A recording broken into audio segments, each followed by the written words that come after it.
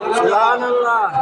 আল্লাহ মুমিন বান্দাকে সুসংবাদ দিয়া আল্লাহ এই কোরআনে কারীমের মধ্যে জানায়া দেয়। আল্লাহ বলে ক্বাদ আফলাহাল মুমিনুন। আল্লাহ বলে যারা মুমিন ওই মুমিন বান্দারে আমি আল্লাহ সফল করে দিলাম। সুবহানাল্লাহ। দুনিয়াতেও তারা সফল, আখিরাতেও তারা সফল। কি বল দুনিয়াতে সফল হতে চাননি? দুনিয়ার এমন কোনো মানুষ নাই যারা দুনিয়াতে সফল হতে চায় না, কিন্তু আখিরাতের কথা মানুষের বিশ্বাস হয় না। আখিরাত বিশ্বাস হয় না। দুনিয়ার সফলতা সে নগদ নগদ পায়, এজন্য সে নগদে দৌড়ায়, কিন্তু আখিরাতের সফলতার পিছনে দৌড়ায় না। কিন্তু বাবার মনে রাখবে দুনিয়ার সফলতা যদিও তাড়াতাড়ি হয়, দুনিয়ার সফলতা হলো ক্ষণস্থায়ী, আখিরাতের সফলতা হলো স্থায়ী। জোরে বলেন না সুবহানাল্লাহ। কি করবে? আখিরাতের সফলতা হলো স্থায়ী। যে স্থায়ী সফলতার শুরু আছে শেষ নাই। আছে কি না। যে আখিরাতের সফলতার শুরু আছে শেষ নাই, কিন্তু আপনি দুনিয়াতে সফল হইছেন, এই মাসে সফল হইছেন, এই মাসের শেষে আপনি আবার লস খাইয়ে দিবেন। এই মাসে সফল হইছেন তো ব্যবসায় একটা ব্যবসা করে সফল হইছেন, দেখা গেছে 2-4 দিনের মাথায় আমার ব্যবসার মধ্যে এমন লস হইছে, ব্যবসায় একেবারে ধরা খেয়ে গেছে। তাহলে দুনিয়ার সফলতা লাভ আছে, লসও আছে। কিন্তু আখিরাতের সফলতা একবার যদি কোনো বান্দা আল্লাহর আদালতে সফল হয়, তাহলে বান্দার আখিরাতের সফলতার শুরু আছে, বান্দার শেষ নাই। সুবহানাল্লাহ।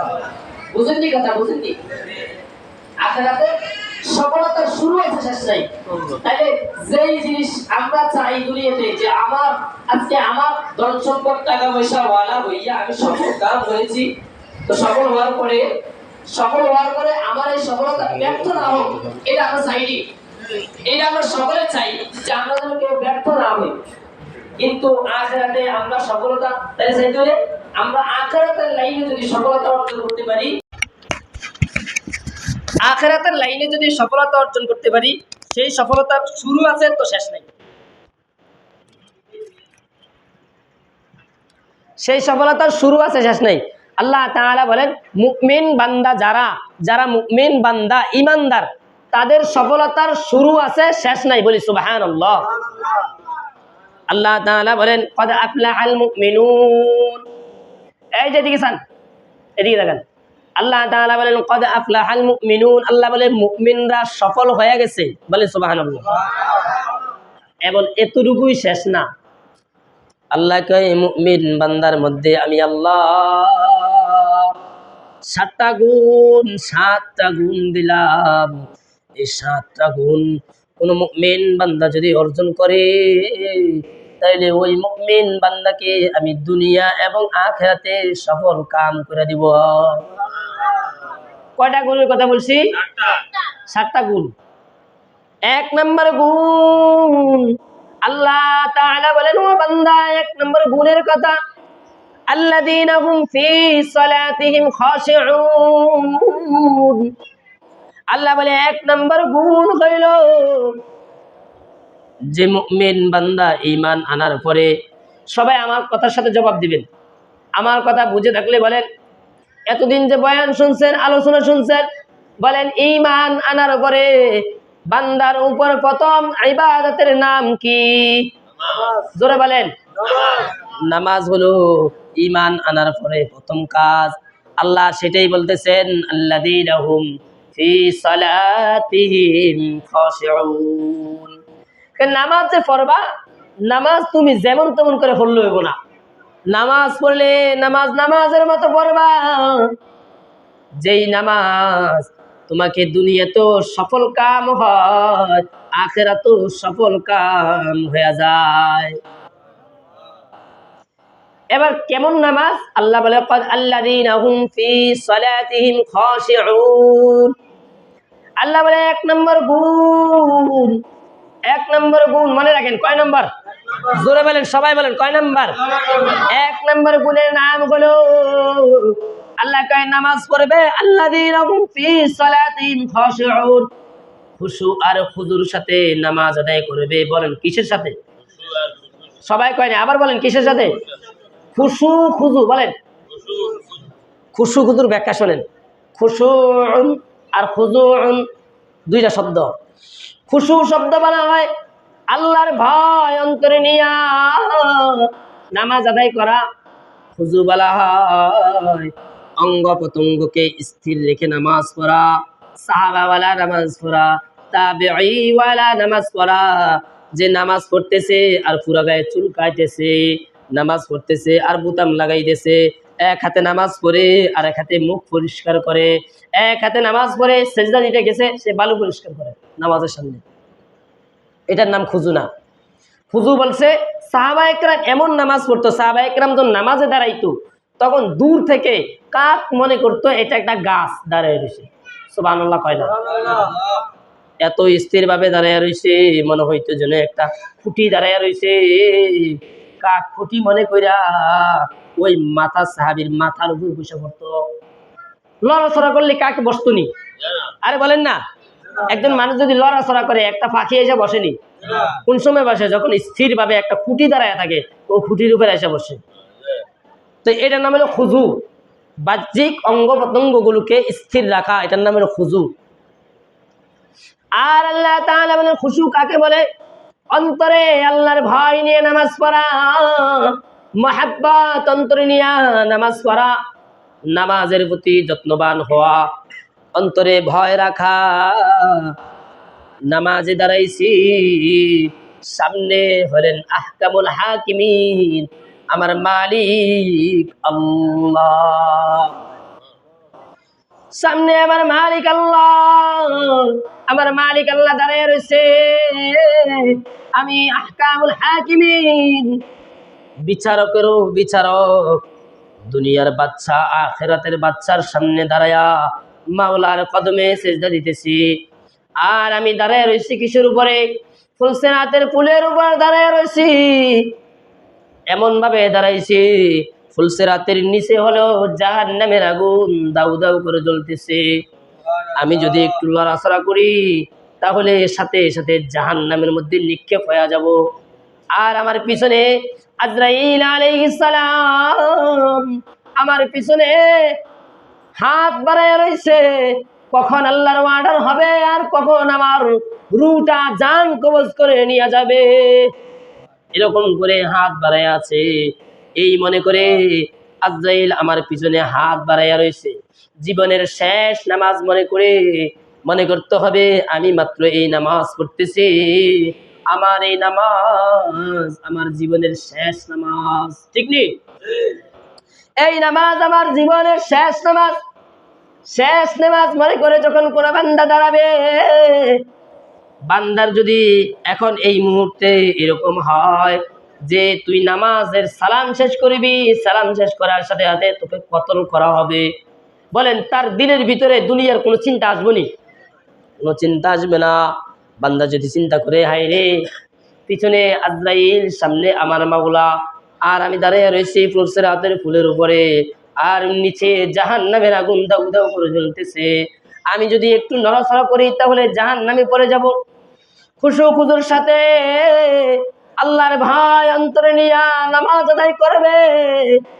আল্লাহ বলে এরকম নামাজওয়ালা ব্যক্তিকে আমি আল্লাহ দুনিয়ার সব বালা মুসিবত, দুনিয়ার সব ঝামেলা, দুনিয়ার সব কিছু থেকে আমি সফল বানাইয়া দিলাম। দুনিয়া বান্দা যেই কাজ করতে যাবে আমি আল্লাহ সেই কাজে সফলতা দান করব। নামাজ পড়ে বান্দা কাজে যাবে, কাজের মধ্যে বরকত দিবেন কে? জোরে বলি কে? কাজের মধ্যে বরকত দিবেন আল্লাহ। নামাজ পড়ে বান্দা রেস্টুরি অফিসে দলিল করতে যাবে, সেখানে কোনো এক বান্দা রেস্টুরি অফিসে দলিল আটকে রাখছে, সফল হয় না। নামাজের পরে খুশু খুশুর সাথে বান্দা যদি নামাজ আদায় করে ওই কাজে যদি পা বাড়ায়, আল্লাহ বলেন আমি ওই কাজেও বান্দাকে সফলতা দান করব। বান্দা আদালতে মামলা খাইছে, মামলার সফলতা অর্জনের জন্য বান্দা খুশু খুজুর সাথে যদি এই গুণওয়ালা নামাজ পড়ে যদি বান্দা আদালতে যায়, বলে আল্লাহ এই খুশু খুজুওয়ালা নামাজের বিনিময়ে আল্লাহ ওই মামলার মধ্যে সফলতা দান করবেন। এটা হলো দুনিয়ার সফলতা। আল্লাহ বলে দুনিয়ার সফলতা আমি আল্লাহ দিলাম। ও বান্দা তুই কি ফাইনাল সফলতা চাসনি? বলেন ফাইনাল সফলতা কথা কয় না, চাননি ফাইনাল সফলতা? কে কে চান হাত তুলে দেখেন। আল্লাহু আকবার। আল্লাহ আমরা সবাই ফাইনাল সফলতা চাই, আমাদের কবুল করেন বলেন আমিন।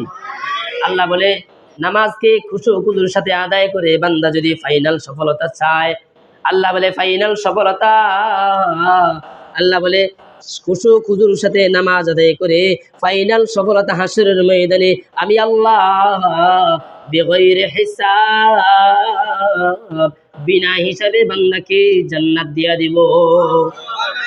আল্লাহ বলে ফামান যুহজিয়া আনিন নার ফামান যুহজিয়া আনিন নার ওয়া উদখিলাল জান্নাতা ফাকাদ ফাজ ওয়ামাল হায়াতুদ দুনিয়া ইল্লা মাতাউল গুরুর। বলি আল্লাহু আকবার। আল্লাহ বলে ও বান্দা সফলতা কারে কয় জানোনি? আল্লাহ আমাদের শিখায়। আল্লাহ কয় সফলতা কারে কয় জানো? মনে করছো দুনিয়া বিল্ডিং করছো, দুনিয়া অনেক টাকা পয়সা অর্জন করছো, বিরাট বাড়ি গাড়ি করছো, বিরাট বাড়ি গাড়িতে সব সফলতা অর্জন করছো। বলে না বান্দা এটাই ফাইনাল সফলতা না। বলে বান্দা ফাইনাল সফলতা হইল আল্লাহ কোরআনে জানায়া দেয় ফামান যুহজিয়া আনিন নার ওয়া উদখিলাল জান্নাতা ফাকাদ ফাজ। বলি সুবহানাল্লাহ। আল্লাহ বলে যে বান্দা হাসরের ময়দানে জাহান্নাম থেকে মুক্তি পাইয়া আল্লাহর জান্নাতে চলে গেছে, তিনি সফলতা। আল্লাহ কি কয়? যে জাহান্নাম থেকে মুক্তি পাইয়া জান্নাতের অধিবাসী হয়ে গেছে আমি আল্লাহ তারে ফাইনাল সফলতা দান করলাম। আল্লাহ বলে ওয়াল্লাযীনা হুম ফি সালাতিহিম খাশিউন। 2 নম্বর গুণ, 1 নম্বর গুণ হলো বান্দা নামাজ পড়বে খুশু আর খুজুর সাথে, মনোযোগের সাথে, দেন খেরের সাথে নামাজ পড়বে, মনোযোগের সাথে আল্লাহকে ভয় করে হাজির নাজির করে মহাব্বত রেখে, অন্তরে মহাব্বত রেখে, মনে দিলের মধ্যে মজা নিয়ে নিয়ে বান্দা নামাজ পড়বে। তাহলে আল্লাহ কয় এই 1 নম্বর গুণ যদি বান্দার কলবের মধ্যে পাওয়া যায় আমি আল্লাহ তারে দুনিয়ায় সফলতা দিব, আখিরাতে ফাইনাল সফলতা দিয়ে জান্নাত দাখিল করে দিব। আল্লাহ আমাদের সবাইকে বুঝার তৌফিক নসিব করেন বলেন আমিন। আল্লাহ আমাদের সবাইকে 5 ওয়াক্ত নামাজ জামাতের ইহতিমামের সাথে আদায় করার তৌফিক নসিব করেন বলেন আমিন। এই কথাগুলো কি শুধুই পুরুষের জন্য নাকি নারীদের জন্য? এই মাইক দেওয়া হয়েছে নারীদের জন্য, এই মাইকের আওয়াজগুলো শুনে শুনে দিলের মধ্যে কথা ফিট করতে পারে।